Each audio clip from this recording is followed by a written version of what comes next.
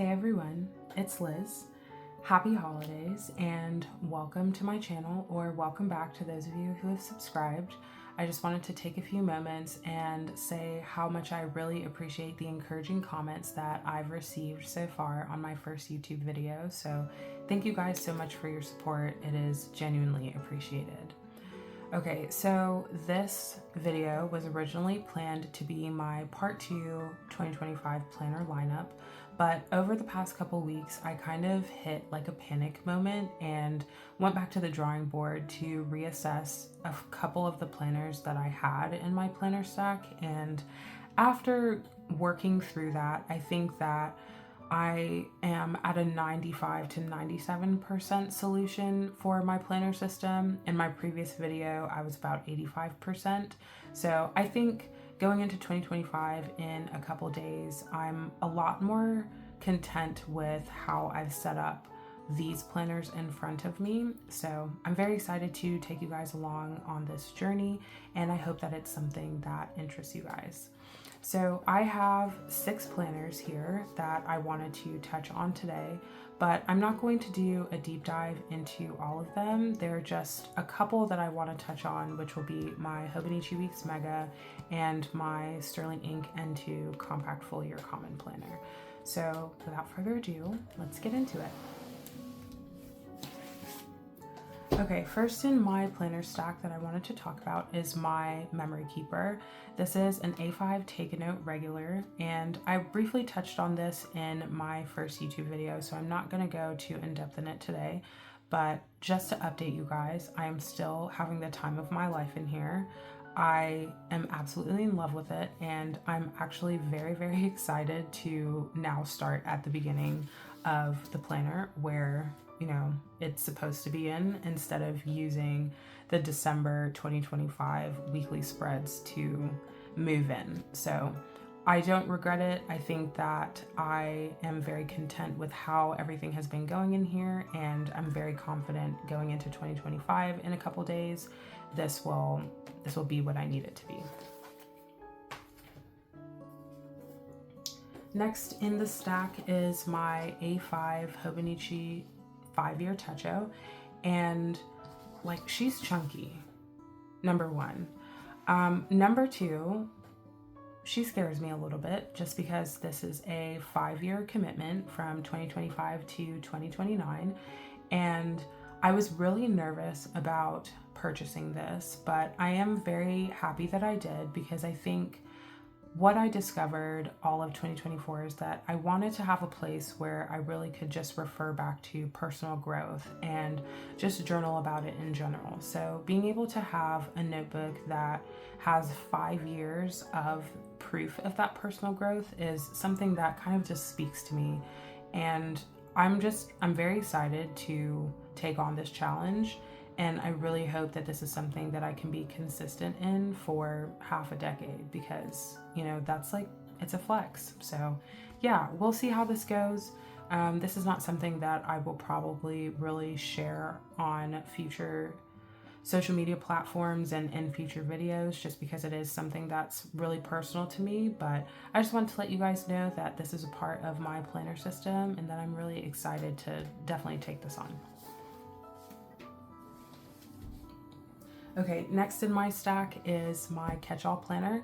This is an A5 vertical full-year common planner from Sterling Ink, and she is gorgeous. I decided to buy the tweed with gold edges, and I've already put in some monthly tabs from Randy.plans. I'm also using Midori index clips here as well. And then I did decide to minimally decorate with a Baumkuchen sticker and some flowers and leaves from a PET tape freebie that I'd gotten a couple months ago.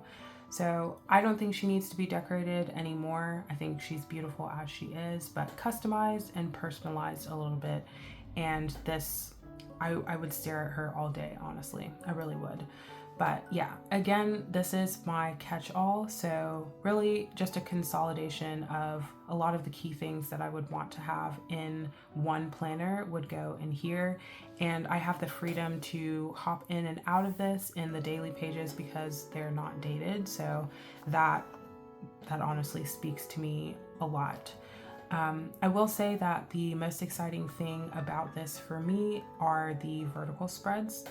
I am very surprised at myself because I'm normally not a vertical planner, but I had been messing around in my cousin throughout 2024 and then really consistently from September up until last week in the vertical spreads, and I've just really enjoyed time blocking in there.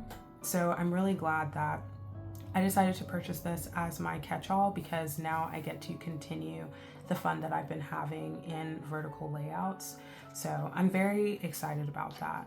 And my plan for that is, again, to time block and primarily use like Satelier stickers. I have a whole bunch right here, but I'm really excited to use these because they're really my vibe. Like, they are so cool. And I think I'll be going back and forth with Satelier stickers and the Coffee Monsters Co. stickers, I believe, because I did order some icon stickers and little more like emoji head stickers and stuff like that. So I'm excited to see how this chunks up, and I know that I'm gonna have a lot of fun in this, so I definitely cannot wait. Okay, so we'll talk about my panic moment. It has to do with these two planners. And in my previous video, I did mention that this Yumi Kitagishi Hobonichi Weeks Slim was going to be my personal functional planner, but I will say that that is not the case anymore. I have now decided to use this for what it was intended to be used for, which is a social media planner. And it is what it is. I'm still trying to figure out like why I hit that moment, because I really had been consistent in the weeks I'd created in the notes pages in this N2 common planner since the end of October. So I think it was probably just jitters that like 2025 is literally around the corner, and I reverted back to a Hobonichi Weeks, which I'm more consistent in functionally planning in. That was the type of planner that I use for my functional planning for 2024. So since I had already had this in my planner stack and hadn't used it for social media, I just reverted like the second and third week of December to something that I was more familiar with, but I was very quickly reminded after a week of the reason that I had chosen the Sterling Ink N2 Common Planner as my functional planner. So my Yumi Kitagishi Weeks will still be used. She is already customized with Randy.plans monthly tabs, and I won't really be showing this in any future videos just because this is my personal social media where I'm planning out videos and things like that. So I'm still using her, and I'm very, very excited to use her because I am hoping to have more presence on social media. So she will definitely be my accountability for that. So my N2 Common Planner. Again, I had moved into this in October of, I think it was the 21st of October is when I did my first weekly spread in my notes pages. And I was okay with this. I think the issue that I faced is that the layout that I had was just a little bit too old for me, and I just needed to refresh the layout. So on this old layout, I had the left-hand side of the left page as like an event-specific tracking, and then I had a to-do list of things that I completed that specific day. On the right-hand side, I had a tracker here and then a running task list where it fell right under the weekday strips I had, so I could mark off when I'd completed that task by day. And then this bottom side was either for maybe something that I wanted to write here or just used for stickers. And this is the layout that I was really consistent with throughout 2024. So I really didn't see a need to change anything until I hit the second week of December. And you can see that the consistency in here it decreased. It plummeted, honestly. And it was just a struggle. So I reverted back to my Hobonichi Weeks, and then a week later I jumped back into here and refreshed the layout. So I'll show you guys last week. this is the new layout that I decided to do in my Hobonichi, or in this week's, and I'm a lot more content with the way that this is looking. The left-hand side is still the same. I have my events and then the to-do lists that I complete on those specific days. I also added a portion where I track weather.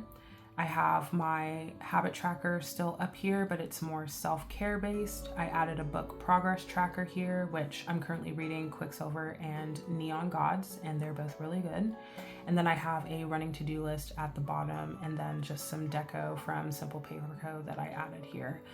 So this is working a lot better for me. And I think that I'm glad I had that moment of realization to why I moved into this in the first place. So this is the current week that we're in. It is Monday, December 30th. So I've already started planning and tracking in here. And I'm really liking the way that this is looking. So I'm very happy with the refreshed spread. I also decorated this with Simple Paper Co. Stickers. So yeah, I'm happy with this for sure. Okay, and last in the stack is honestly probably my favorite planner at the moment. And I'm actually not using this as a planner, I'm using it as a journal. This is the Bow and Tie Cherry Hobonichi Weeks Mega, and she's very chunky. She also has monthly tabs from Randy.plans, which is very consistent in all of the planners that I have tabbed for 2025. And I probably will continue to buy her monthly planner tabs, so in love with them. I decided to put a little freebie sticker from the Coffee Monsters Co. on here, which I thought was really cute. And that is the most that I will decorate the cover of this because it's a statement piece as it is. So I'm really happy with the way that this is coming along. And I'm gonna show you guys kind of like what I've been up to in here really quick before I end the video. So this is the December monthly spread, and my goal for this is to just write a quick sentence each day on the key highlight of that day. And it's like ranging from moods, happy mail, like a really cool thing that happened, a date night, just really anything. And I'm really happy with the way that this looks. Opening it and kind of being able to look at what happened each day throughout the month from a monthly perspective is really soothing for me. And I think it would definitely help me remember key things and make it a little bit easier to go and find the specific entries that they relate to. So I'm very happy with the way that this is turning out.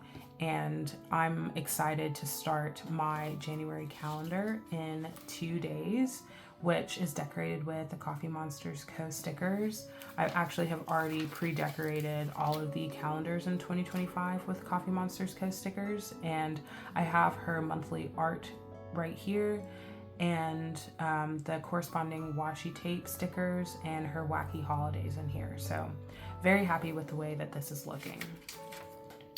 This is last week's completed weekly spread.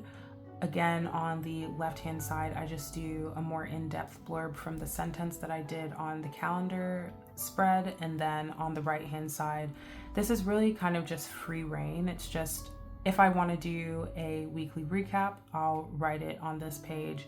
If something throughout the week happens and I kind of want to talk about it a little bit more, I can use this page for that as well. If I want to kind of like tip in something that I had written on, then I'll use that as well.